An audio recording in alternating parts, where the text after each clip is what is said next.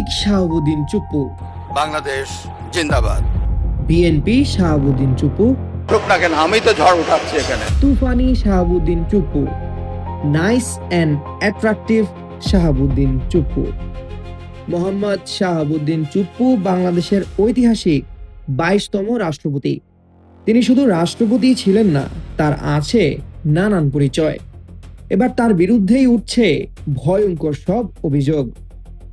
পাবনার ছাত্রলীগ নেতা থেকে বিচারক, দুদকের কমিশনার এস আলম গ্রুপের আশীর্বাদ পুষ্ট ইসলামী ব্যাংকের ভাইস চেয়ারম্যান এবং শেষমেশ দেশের 22তম রাষ্ট্রপতি শাহাবুদ্দিন চুপ্পুর রাজনৈতিক ও পেশাগত জীবন সবসময়ই নাটকে ভরপুর।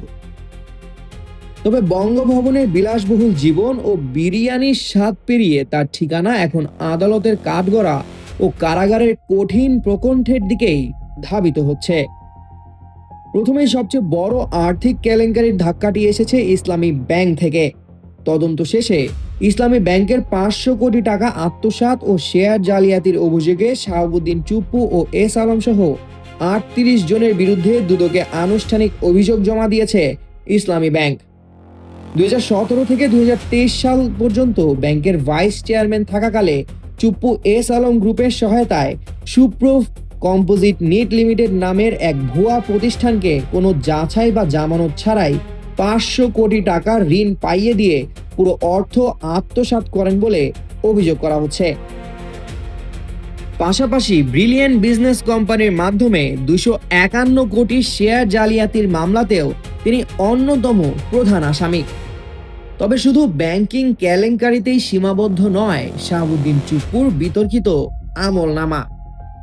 80-র দশকে বিসিএস বিচার ক্যাডারে সহকারী জজ থেকে শুরু করে জেলা ও দায়রা জজ পদে থাকাকালীন তার বিরুদ্ধে বিচার বিভাগে নানা অনিয়ম ও দুর্নাম রটেছিল।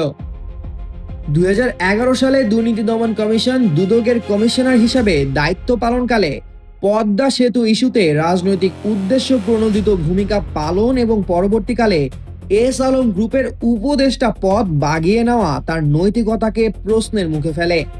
এরপর কোনো প্রবীণ ত্যাগী নেতাকে না দিয়ে হঠাৎ করে এস আলমের কোটায় শেখ হাসিনার হাত ধরে রাষ্ট্রপতির চেয়ারে বসা নিয়ে আওয়ামী লীগের ভেতরেই তীব্র ক্ষোভ দেখা দেয়।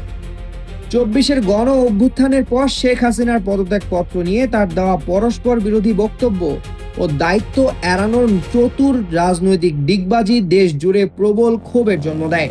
এছাড়া দুবাইয়ে বেআইনি অর্থ পাচার ও মালয়েশিয়ায় সেকেন্ড হোম গড়ার মতো আন্তর্জাতিক অর্থ আত্মসাতের গুরুতর অভিযোগও তার পিছু ছাড়েনি।